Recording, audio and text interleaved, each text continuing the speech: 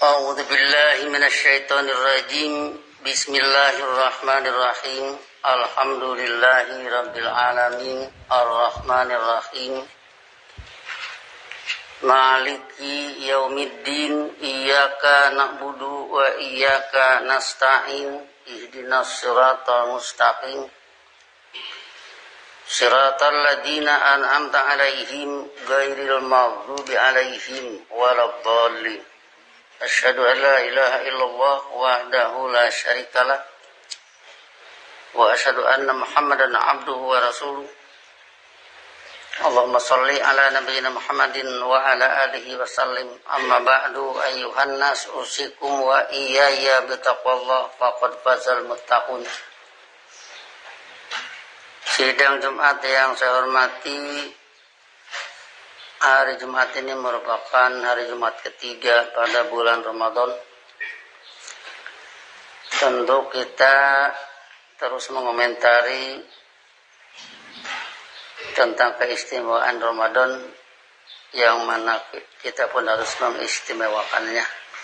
Antara lain, Ramadan dikenal sebagai bulan maghfirah.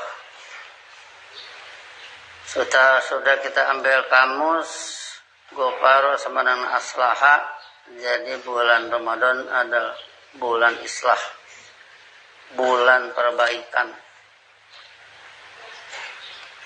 Jadi dalam satu tahun ada satu bulan di sana penuh perbaikan, sehingga nanti meningkat kualitas pola pikirnya, perilakunya, ucapannya. Setelah itu nanti jalan lagi bulan yang biasa, datang lagi Ramadan, ditingkatkan lagi, sehingga selama hidup manusia meningkat terus. Tentu kalau kita berbicara hasanah fid dunya, sangat berkaitan erat dengan hasanah fid dunya, sebab hasanah fid dunya harus melalui berbagai perbaikan dan perbaikan dari berbagai kekeliruan dan pelanggaran hidup. Tentu pada bulan Ramadan ini, khususnya di malam hari, di sana ada yang diistilahkan qiyam Ramadan, yaitu sebagai penjelmaan dari perintah wa minal laili fatahajjat yang dilakukan oleh Nabi Muhammad dari tengah malam sampai menjelang sahur. Urusan nanti kaitannya dengan kesehatan, saya kira zaman sekarang ini sudah banyak yang menyelidiki dan menyatakan. Antara lain dengan laparnya orang sekian jam, itu nanti terjadi bahwa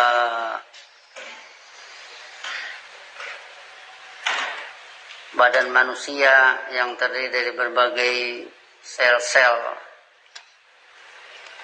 dikala lapar itu sel yang lapar memakan sisa-sisa sel yang mati, sehingga sel-sel yang mati tidak menjadi racun sebab dimakan oleh sel yang lapar tadi. Akibatnya maka badan manusia jadi sehat, bebas dari kotoran-kotoran, sisa-sisa sel yang mati. Itu orang naturalis membahas. Ya tentunya di sini dibahas atau tidak tetap berlaku seperti itu. Atau orang membahas tentang sholat, misalkan gunanya dilihat dari sirkulasi darah, itu naturalis berbicara bahwa gerakan-gerakan sholat itu berpengaruh terhadap peredaran darah. Kalau dalam sujud, misalkan dalam sujudlah otak diberi aliran darah, yang di luar sujud tidak teraliri ke sana. Itu naturalis berbicara demikian. Jadi urusan itu sudah banyak dibicarakan, dan mungkin kalau sekarang juga banyak yang masuk Islam, kemungkinan karena makin banyak data-data tentang kebaikan dan kehebatan sunnah Rasul kalau dilakukan oleh manusia. Kemudian kalau dilihat dari sholat malam itu sama dengan dikaitkan dengan inna nasyiatal laili hiya asyaddu wat'a wa aqwamu qila dalam surat Al-Jamil. Dalam kamus nasiatun itu al-qaumah ba'da naumah. Jadi bangun setelah tidur. Nah, itu dikatakan asyaddu wat'an. Lebih hebat kesannya, wat'annya, di mana kamus wat'an juga banyak, antara lain kalau wati'a ardol aduwi, memasuki wilayah musuh. Jadi kalau dikaitkan dengan asyaddu wat'an, kalau kamus memasuki wilayah musuh sama dengan apa yang ada dalam sholat ini masuk ke wilayah setan. Musuh aja Allah kan setan. Dengan sholat masuk ke wilayah setan sama dengan lebih hebat masuknya ke wilayah setan sehingga setan menjadi tunduk. Atau juga ada agak sedikit pornografi ya, mohon maaf. Ada wati'ah itu, kalau wati'ah imro'atan artinya jamaah itu berjima, bersetubuh. Jadi kalau asyaddu wat'an berarti lebih bersetubuh, dalam arti manusia dengan ilmu itu bukan dua tapi jadi satu.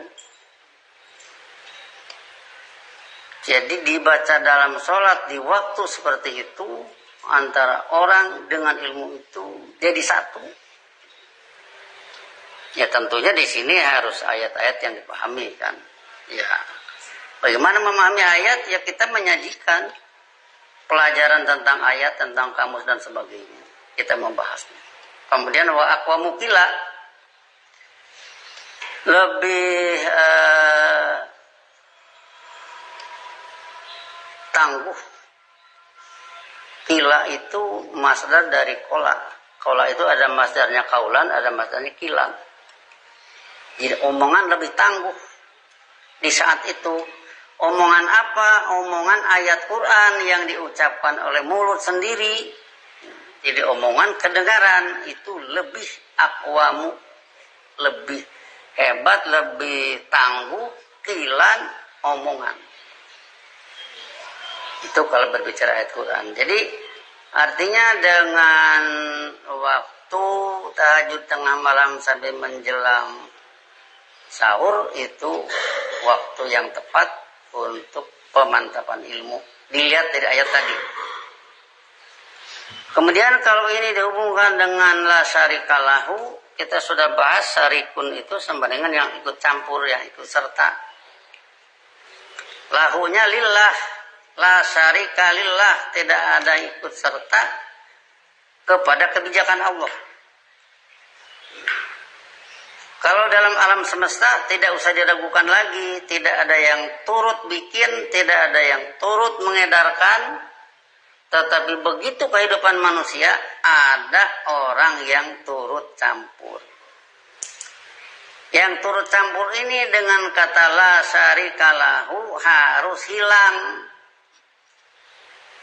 Kalau la syarikalahu diucapkan oleh mulut saya sama dengan jangan terpengaruh lagi oleh syarikun yang turut campur pada kebijakan Allah terhadap diri saya. Kalau dibaca oleh bapak-bapak dalam sholat la syarikalahu berarti bapak-bapak jangan terpengaruh lagi oleh yang turut campur dengan kebijakan Allah. Sehingga dengan ini maka selain Allah tidak turut campur, syarikun jamannya suraka yang dilambangkan dengan asnam, justru bismillahirrahmanirrahim kalau diucapkan sama dengan lepas dari bismil asnam. Bismi syarik atau bismi suraka lepas menjadi bismillahirrahmanirrahim. Yang ujungnya nanti menjadi, kalau dalam surat Yasin, kekuasaan ada pada Allah mutlak, yang lain tidak turut campur. Pada kalimat apa?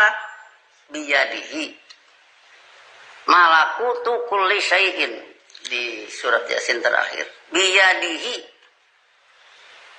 pada kekuasaannya, sama dengan biyadillah, malakutu, kerajaan besar, kulli syai'in, segala sesuatu. Kerajaan alam sudah jelas, itu tidak usah diurai lagi. Tapi nanti kerajaan perekonomian ada pada Allah, kerajaan pendidikan ada pada Allah, kerajaan dakwah ada pada Allah. Menuju ke sana, sehingga dengan demikian maka la syarika lahu wa bidzalika umirtu sangat memegang peran penting dalam doa iftitah, mengarahkan orang yang melakukan sholat sehingga tidak lagi terpengaruh oleh berbagai kebijakan-kebijakan selain kebijakan khalik, selain kebijakan pencipta. Dan Allah bukan saja pencipta, Allah juga Razik, pemberi rizki. Jadi manusia yang memberi rizki itu Allah, apa mukmin ataupun kafir, tetap saja Allah yang memberi rizki. Cuman kalau mukmin, rizki dari Allah itu mimma razaqnahum yunfikun, dari apa yang kami karuniakan mereka mengeluarkan anggaran. Untuk apa? Kalau orang Sunda ternyuguhan Allah. Bukan. Untuk apa? Untuk biaya hasanah di dunia, untuk kecerdasan, untuk berbagai macam, antara lain misalkan yang kita saksikan di sini dari mimma razaqnahum yunfikun, menghasilkan bangunan masjid, menghasilkan keramik, menghasilkan paping, menghasilkan pintu gerbang, menghasilkan itu ini. Itu dari mimma razaqnahum yunfikun. Dari mana mereka punya? Dari Allah. Kemudian mimma razaqnahum yunfikun, mereka mengeluarkan anggaran. Kalau dari seseorang itu sedikit, dari satu orang sedikit, dari ratusan orang banyak dikit, dari ribuan banyak dikit, jadi besar. Sehingga dengan demikian maka ini semua diarahkan dari Allah rezekinya, sebagian dari sana untuk makan dia, untuk makan keluarga, kemudian juga sebagian untuk membiayai hasanah di dunia. Itu namanya terarah. Kalau itu sebagai laku perbuatan dalam hidup ini, kemudian ada poin untuk hasanah di dunia. Ingat, kalau mukmin itu poinnya 2, dengan untuk hasanah fil akhirah. Uang yang dikeluarkan untuk memberi dakwah di dunia, dia sendiri turut merasa enak di dalamnya karena dia bagian daripada orang-orang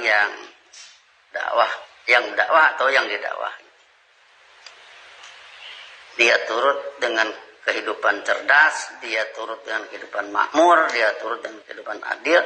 Berikut nanti di akhirat ada wala ajrul akhirati khairun, imbalan akhirat lebih indah.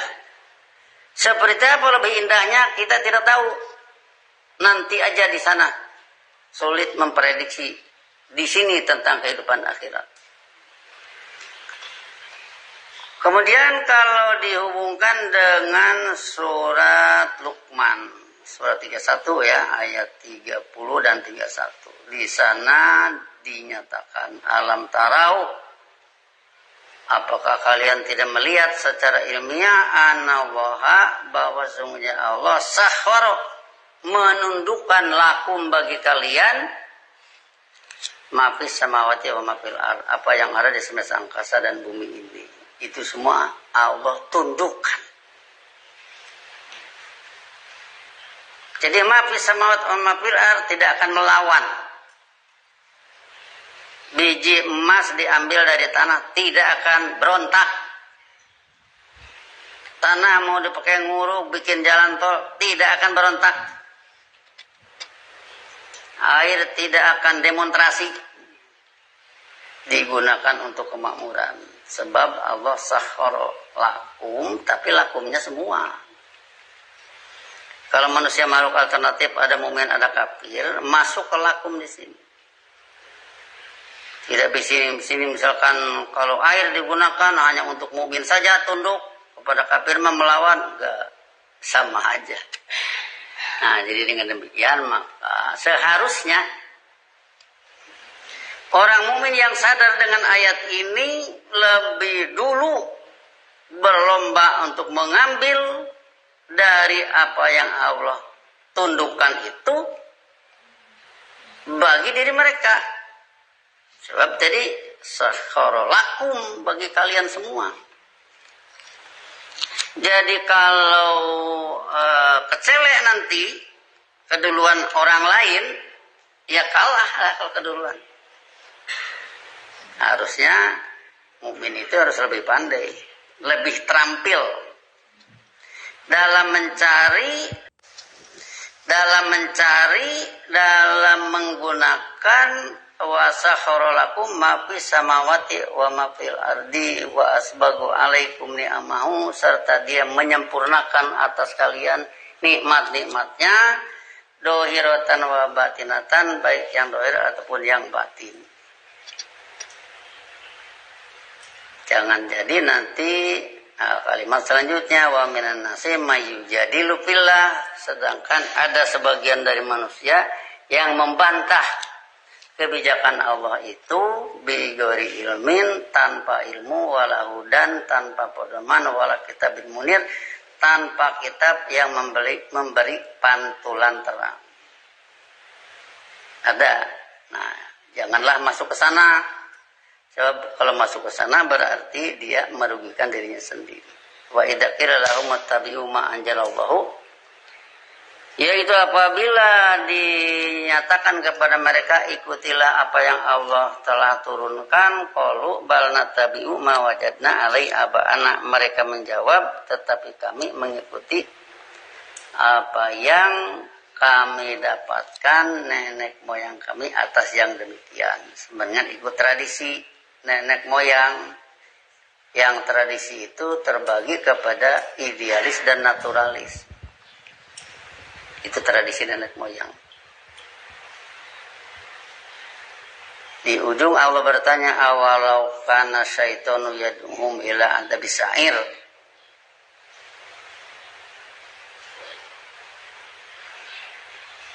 Apakah kalau setan mengajak mereka ke arah azab kehidupan nar, mereka tetap mau?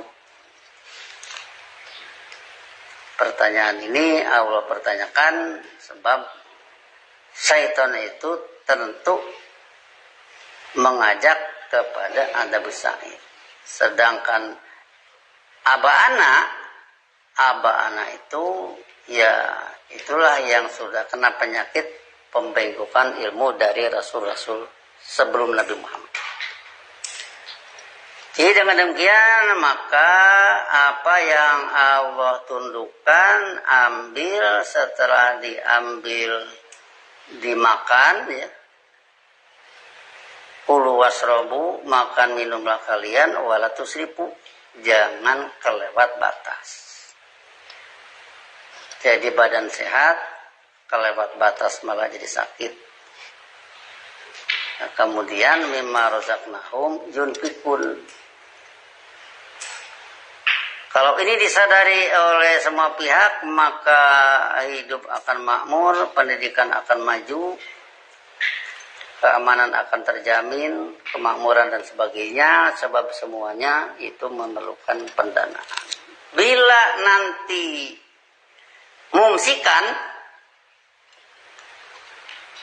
memegang, mumsikan itu yang tidak munfikon.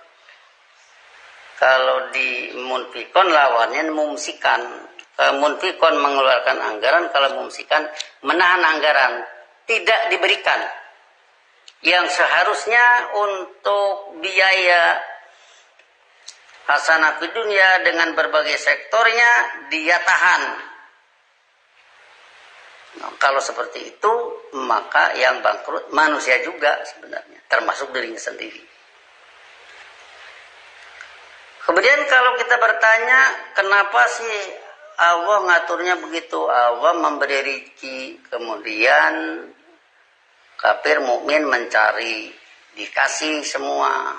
Tapi Allah ngatur ke mukmin, cobalah sebagian gunakan untuk membayar hasanah fid dunya. Kenapa tidak langsung aja oleh Allah? Misalkan jangan ada mukmin dan kafir lah, supaya tidak banyak masalah dalam hidup ini. Jawabannya nanti oleh Allah menjawab, ini a'lamu ma la ta'lamun. Aku ini liyabluwakum, guna dia menguji kalian, ayyukum ahsanu amala. Itulah digelarnya kehidupan manusia. Jadi jangan kenapa-kenapa, seperti itulah Allah menguji manusia, mau tidak diatur oleh Allah. Kalau mau diatur, yang sejahtera manusia sendiri. Kalau tidak mau diatur, berabe manusia sendiri. Bukan Allah yang berabe, Allah tidak berabe. Nah, jadi disinilah liyabluwakum ayyukum ahsanu amala. Hakikat persoalannya di sini karena orang tidak mengerti ini dunia ini adalah panggung ujian. Nah, jadi ujungnya dia berlaku semena-mena. Padahal dia sedang diuji. Sebab kalau sudah masuk ke kuburan, kalau sudah menghembuskan napas terakhir, semua jadi tutup. Semua jadi berhenti. Yang ada di kantong juga ya bisa diambil orang lain. Supaya jangan terhenti, maka gunakanlah itu menurut apa yang Allah atur dengan kebijakannya. Nanti poinnya bukan hanya untuk dunia, tapi juga untuk akhirat. Di dunianya sejahtera hasanah fid dunya, di akhiratnya sejahtera hasanah fil akhirah. Yang tidak mengerti itu, itulah yang tidak lulus ujian. Maka dengan demikian berbagai persoalan apa yang Allah atur ini seperti tentang Nabi Syuaib ya, kaumnya. As-sholatuka ta'muruka an-natruka ma ya'budu abauna au an-naf'ala fi amwalina ma nasya'u. Apakah sholat Anda menyuruh Anda agar kami meninggalkan tradisi nenek moyang kami dan agar kami tidak memperlakukan harta benda kami menurut apa yang kami kehendaki? Apakah begitu? Iya, kata Nabi Syuaib. Jadi harta benda kalian itu jangan diatur oleh kalian. Allah lah yang mengatur menurut kehendak Allah. Kenapa Allah ngatur begitu? Kalau kita nanya gitu, Allah akan menjawab, itu memang dari mana? Dari kamu. Itu kan dari kami juga. Dari aku juga.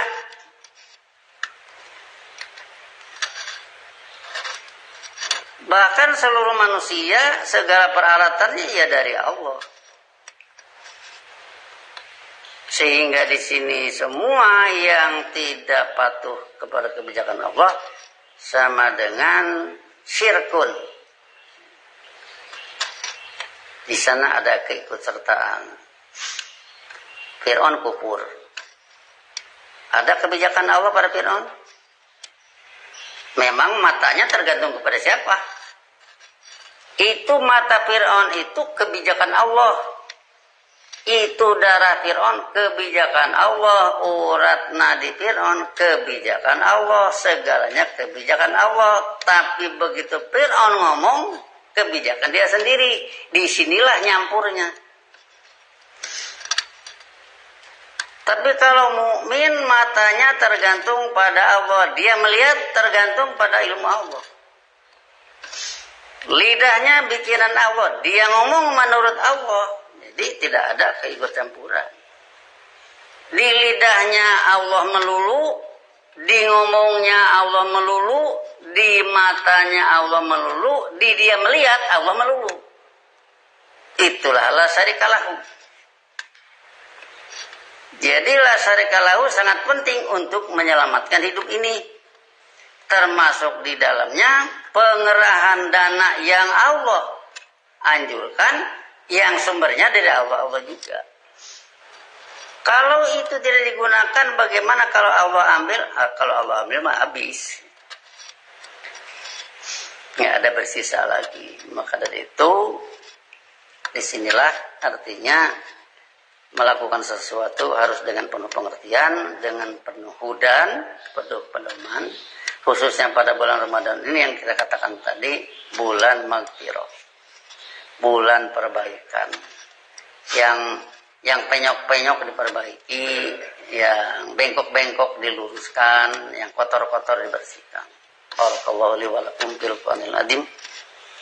Wa nafa'ani wa iyyakum bima fihi min ayati wa dzikril hakim wa taqabbala minni wa minkum tilawatahu innahu huwas samiul alim wa astaghfiru innahu huwal ghafurur rahim.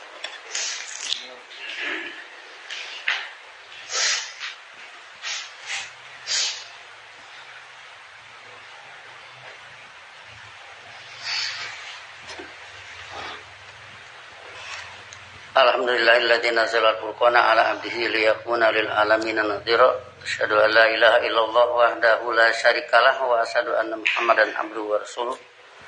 Allahumma shalli ala nabiyyina Muhammadin wa ala alihi wasallim. Amma ba'du. Ayyuhan nas usikum wa iyaya bittaqwallah faqad fazal muttaqun. Selanjutnya surat Saba surat 34 ayat 22. Kepada mereka yang tidak terima la syarikalahu, yang tidak mau tetap saja menggunakan selain Allah sebagai pembuat kebijakan, maka Allah menyuruh. Kalau istilah orang Sunda itu nyuruh sesuatu yang dilarang. Kulit uladina za'amtum min dunillah, tegaskan oleh Anda, berharap hiduplah kalian kepada mereka yang selain Allah, yang kalian kira bisa memberi keunggulan. Sengaja disuruh. Tapi Allah berpenilaian, la yamlikuna misqala dzarratin fis samawati wala fil ardh. Mereka itu yang selain Allah yang disuruh kalian berharap kepada mereka itu, la yamlikuna, mereka tidak memiliki misqala dzarratin, seberat atom pun, fis samawati wala fil ardh, di angkasa dan di bumi ini, wa malahum fihi min syirkin, mereka tidak punya keikutsertaan fihima, dalam semesta angkasa dan bumi ini. Yang terakhir, wa malahu minhum min dohir, wa malahu wa malillah minhum min dunillah, serta bagi dia Allah tidak ada dari mereka min dohir, yang membantu. Jadi mereka tidak pernah membantu. Dalam apa? Tentu dalam pembangunan hasanah di dunia. Nah, jadi berarti di sini min dunillah itu tidak punya seberat ataupun di semesta angkasa dan bumi ini, bagi mereka tidak ada keikutsertaan dalam semesta angkasa dan bumi ini, juga mereka tidak ikut bantu dalam mendirikan hasanah di dunia. Hasanah di dunia hanya dilakukan oleh orang-orang yang beriman, oleh orang-orang yang patuh, oleh orang-orang yang sadar dengan segala kemampuannya, baik kemampuan pikirannya, kemampuan otaknya, kemampuan hatinya, kemampuan dana yang dia dapatkan dari rezeki Allah. Itulah yang bisa turut campur dalam membangun hasanah di dunia. Dengan demikian semoga kita dengan berbagai pembinaan-pembinaan ini, dengan pembinaan saum, pembinaan sabar, dan sholat, pembinaan iman atau pembinaan kepatuhan, menjadi manusia yang tidak gagal seperti mereka yang disuruh ud'ul ladina za'amtum min dunillah. Dengan demikian maka momen Ramadan kali ini yang tidak akan ketemu lagi, ya tidak akan ketemu lagi. Nanti ada lagi Ramadan nanti, Ramadan lain lagi, bukan Ramadan yang sekarang. Jadi gunakanlah kesempatan sebaik-baiknya untuk peningkatan dan perbaikan hidup. Allahumma sholli ala nabiyina Muhammadin wa ala alihi wasallim. Rabbana la tuzigh qulubana ba'da idh hadaitana wa hab lana min ladunka rahmatan innaka antal wahhab. Rabbana hab lana min azwajina wa dhurriyyatina qurrata a'yun waj'alna lil muttaqina imama. Rabbana innana sami'na munadiyan yunadi lil iman an aminu bi rabbikum fa amanna. Rabbana faghfir lana dzunubana wa kaffir anna sayyi'atina wa tawaffana ma'al abrar. Allahumma a'inna ala dzikrika wa syukrika wa husni ibadatika. Rabbana atina fid dunya hasanah wa fil akhirati hasanah wa qina adzabannar. Ibadallah, innallaha ya'muru bil 'adli wal ihsan wa ita'i dzil qurba wa yanha 'anil fahsya'i wal munkar wal baghi ya'idukum la'allakum tadhakkarun. Fadhkurullaha yadhkurkum wa ud'uuhu yastajib lakum wa la dzikrullahi akbar. Assalamualaikum warahmatullahi wabarakatuh.